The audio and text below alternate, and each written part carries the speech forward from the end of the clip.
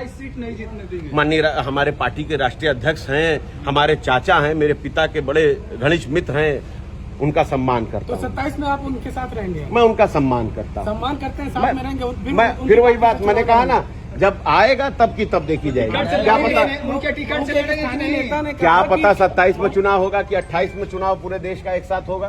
क्या पता कि 26 में ही चुनाव हो जाए। तो छोड़िए ये सब, ये सब सुनिए,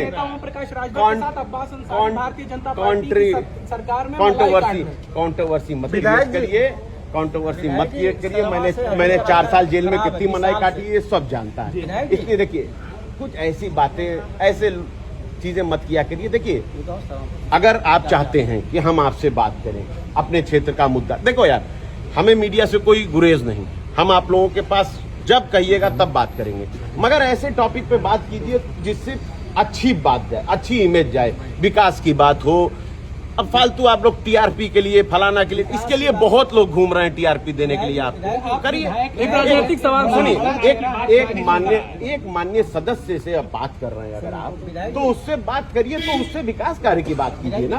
आज दिशा की मीटिंग है, दिशा मीटिंग के बाद निकलने के बाद आप बात कर रहे हैं, तो उससे पूछिए कि आज क्या मीटिंग में, मैं वो बात करूंगा। आप लोग अगर इस मीटिंग से बाहर की कोई बात करेंगे, मेरी विधानसभा क्षेत्र से बाहर की कोई बात करेंगे, तो मैं उसका कोई उत्तर नहीं।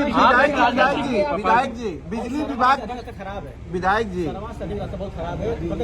सरवा से कौन सा? सखनी, सरवा से हथनी वाला सड़क का रास्ता 2 बार मैं लिखित में भी और विधानसभा में भी उठा चुका हूँ। गाढ़ा ताल का मामला मैं विधानसभा में भी उठा चुका हूँ, आपकी बैठक में भी उठा चुका हूँ।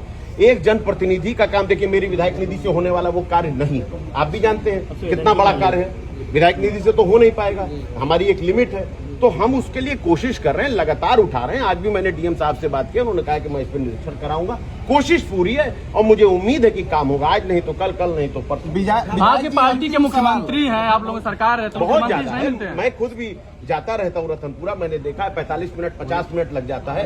इतनी बुरी हाल है सड़क की कि अगर कोई गर्भवती महिला जाएगी तो प्रसव रास्ते में ही हो जाएगा। मैं इस बात को मानता हूँ, मगर मैं क्या कर सकता हूँ? मैं सदन में इसकी बात कर सकता हूँ, मैं पीडब्ल्यूडी विभाग को लिख कर दे सकता हूँ, मैं दिशा की बैठक में उठा सकता हूँ। इसके सिवा अगर आप कोई लगता है कि आप मुझे कोई बता दीजिए, मैं ये कर दूं, मैं वो भी कर दूंगा। नहीं हो रही है क्या?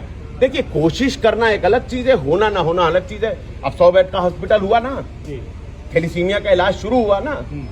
मैंने आज बात किया, ऑक्सीजन कंसंट्रेशन प्लांट यहाँ नहीं था, उसके लिए बात किया है।